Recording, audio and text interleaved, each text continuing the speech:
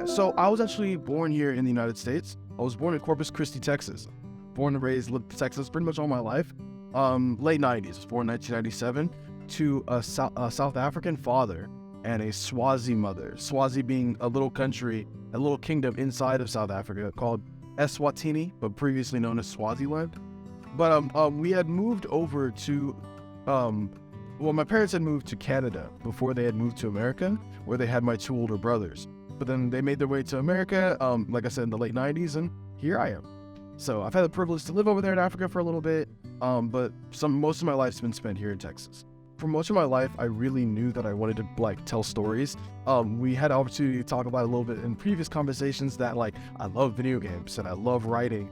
And for a while, I thought that might meant I was going to maybe land a career or pursue a career in one of the multiple video game studios that are here in Texas. And one of them being a company called BioWare. And I really thought, man, I want to learn how do you make video games. And while I haven't necessarily attended schools that had a robust amount of computer science programs, when I researched schools that did have that, Angelo State University was one of the first ones to come up. And even I think a lot of the marketing and the tours that I had taken had told me that Angelo State might have been one of the very first universities in Texas to offer a computer science degree. But just examples like that led to me making a decision back in 2015, 2016. And then on top of that, the biggest catalyst, I think, was recognizing that I wanted to continue my student athlete career from high school. I was a track athlete and a football athlete, but I was kind of craving something different. And there just so happened to be a very close mentor, a very close friend of mine, someone I consider family, who had actually already left our hometown in Houston to come here to Angelo, and they started playing rugby. And so whenever I realized there was something else there for me, I was like, those are two great opportunities I couldn't pass up on. Computer science got me into the door here at Angelo State, alongside rugby. But eventually I was able to discover a part of myself that was more inclined to the media part of video games and that sort of development, and less so the technical side. And I just decided to go out on a limb. I had already been to the third floor of the library once or twice for freshman college, affairs and whatnot. And I realized there's a whole department tucked right behind this little freshman office. And I will never forget the day that I came up here kind of uncertain, not sure what door to go into. And I met with a Dr. Poon, the greatest man I've ever had an opportunity to be here. He's a real guy, a stand-up guy.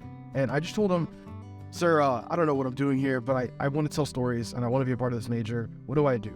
And I remember that day he walked me through Ram Tour TV, Ram Radio, and finally I ended here in the Rampage office. And it was really a wrap ever since that day. And so since then, I've been a communication major and with a minor in journalism. I joined Rampage the fall of 2019.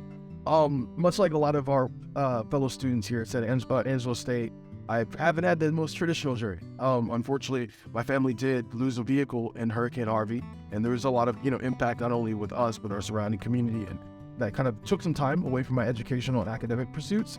But by the time I got back, that's when I was fully prepared to start making the transition to the return to school, like I said, in 2019. And then I began working with the Rampage, pursuing the communication degree. And it's just been an experience of diversifying my connections and my network, talking to new people, interacting with new people. I always tell individuals that we get a chance to meet either because they're trying to apply or they're just here to talk, that when you join, I think, any of the media programs here, you get an opportunity to kind of be a member of a bunch of different student organizations for a day or for a couple days. Because to really interview somebody in the way that I think is necessary, you got to be in depth. You have to be in there with them. There's a joke that I read. It's called being in the trenches with them.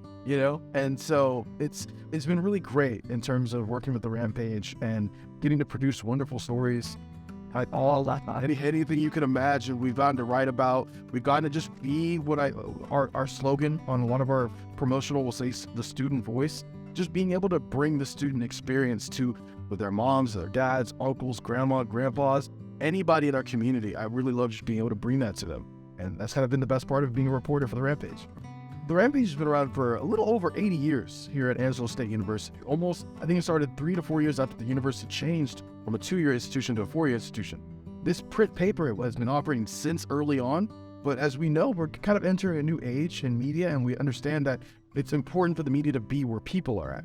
And maybe not a lot of our our generation and our particular audience is interested in carrying around a paper with them anymore. So we understood that there was a new demand. And in that new demand, I was really fortunate and had the immense privilege to be able to work with an organization that helped us modify our website to kind of what you see now, an incredibly robust and incredibly intricate and revitalized platform that allows students who maybe they just have 30 seconds or so before their next class, or they're waiting in line at Starbucks at the UC, but they really want to know what happened on campus because everyone's talking about, oh, what was that loud noise we heard last night? Well, I think the way to be that student voice is to represent them in what they need to know and empower them with the stuff they need to know with a website like this. So you can find it on your phone, you can find it on Twitter, on Instagram, on Facebook, we're even on Snapchat, So just being able to work closely with that transitional team, it almost tapped into that past I had with computer science and the idea of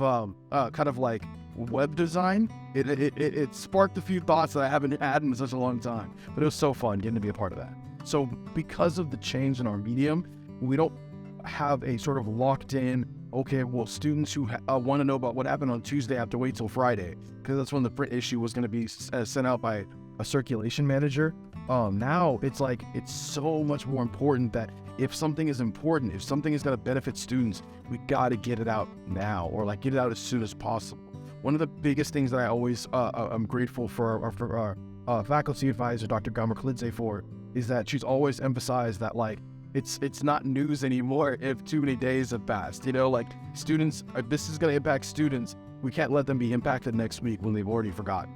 Because unfortunately, life goes fast, and everyone on social media feed, it's going. We're swiping and it's going. And if you want to be in that feed at the important time, then you go to the event already having some of your story prepared. Know the background information. Know who you're going to be interviewing. Know what athlete is going to be standing out at the game. So that way, when you're done and you complete the story, it's only implementing the bits that someone who wasn't there couldn't have known, and now you're able to give them that information. What would a student want to know if they wanted to go there but they just couldn't make it for whatever reason? And then that way, now we get stories turned around the next day, the same afternoon sometimes, and just make sure students know exactly what's happening around. So I'm shaping up to graduate at the end of 2023. I'm going to be completing a couple more classes, and in that pursuit, I've actually had privilege is really the word that hits me a lot, because it's really been a collective effort to bring me to where I'm at today. I couldn't sit here in front of anybody and try to pretend like I brought myself to this position all by myself and by my bootstraps. It took my mom, it took my dad, it took my brothers, it took family members, it took extended family members, it took people who I didn't know were my family at the time but really showed up and presented themselves as such. And of course, it took the wonderful professors and guidance and mentors that I've had. And all of that has culminated in me being the appointed the editor for a number of years here and leading the Ram page, and then recognizing when it was my time to step away from that, because there's been pursuits that came outside of that. I'm really lucky actually to have received an internship from a Warner Brothers subsidiary company called Rooster Teeth over in Austin, Texas. And so I actually do a lot of social media work and a lot of similar concepts that I learned from the classroom that I get to apply in real life. And I really, really, really get invigorated and motivated to do that stuff. But I recognize that it isn't exactly the journalism that really fuels me, and at least to me gives purpose to my work. And so that means that I would like to definitely continue pursuing that level of work when I move to Austin. And I believe that's what's going to be kind of my plan after my time here at Angelo is concluded. But I want to also couple that with continuing my pursuits and doing the reporting that I think matters to me. Because ultimately, I as much as I love getting to bring content to people that's fun, I want to make sure that it's a form of public education and public service. And that's always been important to me.